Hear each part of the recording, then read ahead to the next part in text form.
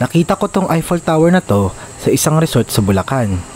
Ang ina-expect ko dito is tulad ng iba ay more on aesthetic purposes lang siya at hindi ka talaga pwedeng umakyat. Pero nakakagulat. Kasi pwede ka talagang umakyat hanggang dulo niya o pinakatuktok niya. Pasintabi lang sa takot sa mga heights. Napabilib talaga ako dito kasi akala ko maliit lang siya pero ang taas niya pala sa personal. Kaya nung inakyat ko, medyo kabado ako kasi pwede ka pa rin malaglag pag hindi ka mag-iingat. So tara. Natin. Hindi ko lang sure kung makakaakyat tayo kasi marami din tao sa taas. So, try natin akyatin from bottom up to top. Taas nga oh. Dito pa lang, sure ako na second floor na talaga ang taas niya. Sa unang palapag na makikita nyo maya-maya, akala ko manageable siya. Pero nung sinukat ko, alam ko na kahit dito pa lang at nalaglag ka, paniguradong magpapalit ka na ng paa. So huwag nyo subukang tumalon dito. Photo-photo lang o picture-picture lang na may onting ingat, pwede na. Pwede na ako umakyat. Tao. Pero, sige akyat tayo. Excuse me. Kiraan lang. Salamat.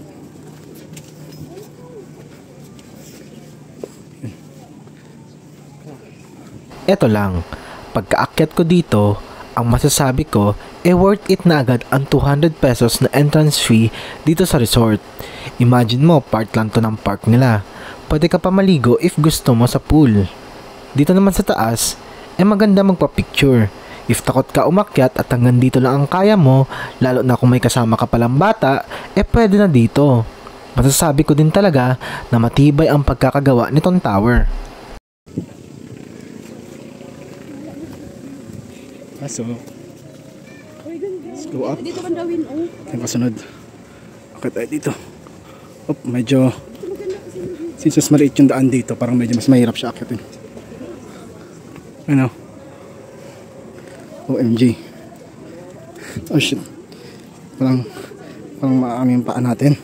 Aamin ako sa part na to. Sa lahat ng hagdan, yung papunta sa second panel o third floor ang may pinakamasikip na hagdan. Kasi mamaya sa mas mataas na part, hindi ako nahirapan gaano. Pero dito paakyat sa pangalawang viewing deck ng tower, pinakanasikipan ako. Kinakapakat na ni Ate Dara. Pwede tayo sa pangatlong palapag. Hindi na kaya ng power stone. Pause. OMG. Maganda na ang view sa ikatlong palapag niya. Pero umakyat na agad ako kasi similar lang siya sa second part. Akala ko nga dito, malapit na ako sa tuktok. Pero mas mataas pa pala siya sa building na may 5 floors. Kumbaga, mataas siya pero paliit ng paliit ang platform hanggang makadating kayo sa pinakatuktok. Grabe, nakakalula. Taas. So ano, meron pa sa taas. Medyo naninibago ako kasi all it niya for me, joke.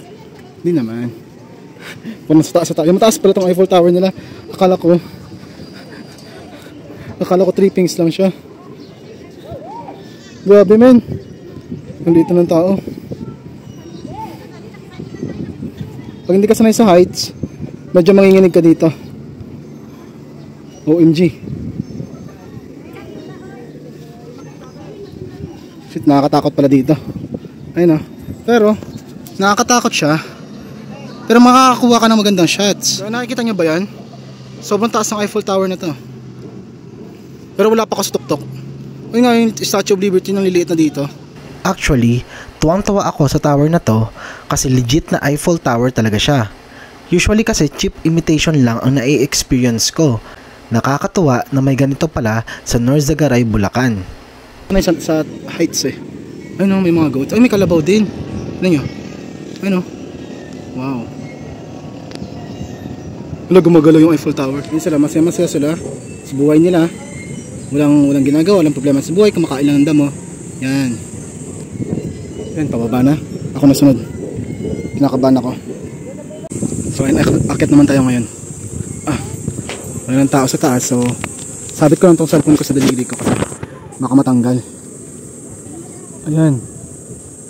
So, ang dami nila sa taas. Akala ko kanina isa lang. Buti na nga lang, hindi ako umakyat. Tatlo pala sila doon.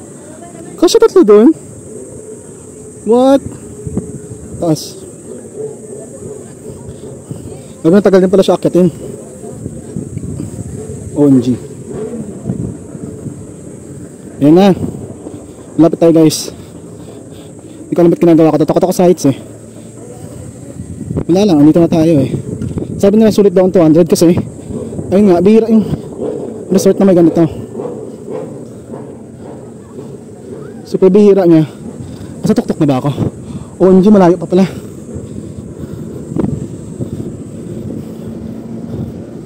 Grabe men. Ano sila nagkasya tatlo dito?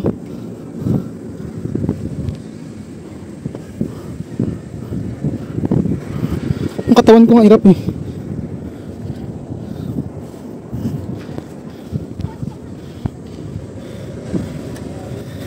Ito na ba?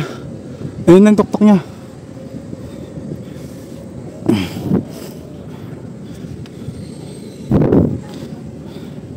Ayan na. So ayan guys, naabot natin tuktok ng Eiffel Tower. Oh, kinakabahan ako. Ano kung may ayan, ayan, ayan.